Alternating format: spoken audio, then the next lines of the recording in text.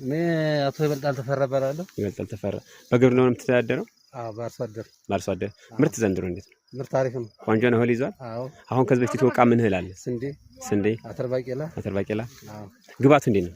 አሪፍ ነው። ቆንጆ ነው። ስንዴ አሪፍ ነው፣ ባቄላ አሪፍ ነው፣ አተር ባቄላ። አዎ። ከዚህ በፊት የተገቡ እህሎች በሙሉ ቆንጆ ናቸው። አሁን ምርቱ ባይመረትም ጤፍ ደግሞ ዛሬ ይታወቃልና ዛሬውስ እንዴት ነው? ከአምናውና ከዘንድሮ አፈርቷል። ቆንጆ ነው።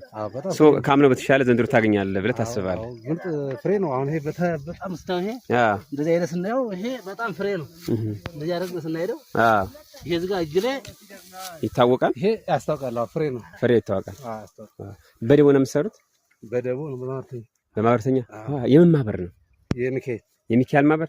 እዛ ጋርም የሚካኤል ማህበር ነው። ማህበሩ ከተማበሩ ውጭ ከመዝከር ውጭ በዚህ ባጨዳ ጉዳይ በማህበራዊ ኑሮ ግንኙነትም እያጠነከረ ነው ማለት ነው። ትልቅ ግባት አለው ማለት ነው። አዎ ቤት ስራ በተስካር ባሉ ነገሮች በስር በባህላዊ ነገሮች እንገናኛለን እና በዚያ ማህበራዊ ኑሮ ትደጋግፉበታላችሁ ማለት ነው።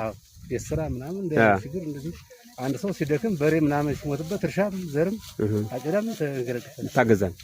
ስለዚህ በማህበር በተለይ መስራቱ ሃይማኖታዊ ትውፊቱን ከማሳደጉ በተጨማሪ ማህበራዊ ኑሮንም ያዳብራል ማለት ነው።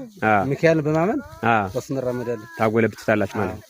ሰላም ይብዛ። አመሰግናለሁ። በጣም በድጋሚ ያገኛችኋለሁ ብዬ ተስፋ አደርጋለሁ። ሚካኤል ይጠብቃችሁ፣ የሚካኤል በረከቱን ያስገባላችሁ ወደ ቤታችሁ።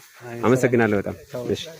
እሺ ቤተሰቦቻችን እንግዲህ በገጠራማው አካባቢ ያለው ባህልና ትውፊት ይሄን ይመስላል። በጣም ደስ ይላል። አጨዳ ላይ ነው ያሉት። እንግዲህ ያምራል በጣም። የዛሬው ፕሮግራማችን ይሄን ይመስላል። በቀጣይ እንግዲህ ሁሉ ያጨዱት ነው ካለ ጀምረው በተለይ በማህበር እየተደራጁ ነው እየሰሩ ያሉት። በቀጣይ ሌላ ፕሮግራም ደግሞ ይዘንላችሁ እንቀርባለን። ነገ ተነገ ወዲያ አዳዲስ ፕሮግራሞች ላይ አዳዲስ ስራዎችን እያዘን እንመጣለን። በተለይ የአካባቢው ማህበረሰብ ባህልና ትውፊቱን የሚያንጸባርቅበትን ስራ ለእናንተ ይዤላችሁ እመጣለሁ። እናንተ ሰብስክራይብ እያደረጋችሁ አብራችሁኝ ብቻ ሆኑ። እጅግ በጣም ነው ደስ የሚለው። ባህልና ትውፊታቸው ደስ ይላል። እንደምታዩት እንግዲህ አጨዳ ነው በሙሉ በጣም ደስ ይላልና ይሄ ትውፊት አሪፍ ነው። በተለይ ደግሞ በማህበር የሚደጋገፉት የሚረዳዱት ነገር ደግሞ ትልቅ ግብአት አለው፣ ትልቅ ጥቅም አለው። ይህን ይመስላል። ነገ በተመሳሳይ በሌላ ፕሮግራም አገኛችኋለሁ። ሰላም ሁኑልኝ። እወዳችኋለሁ በጣም። በገጠራማው አካባቢ የተንቀሳቀሱ ነገ ተነገ ወዲያም እንግዲህ የባህሉን ትውፊቱን አጋራችኋለሁ። ስለዚህ እወዳችኋለሁ። መልካም ሰናይ ምሽት ይሁንላችሁ።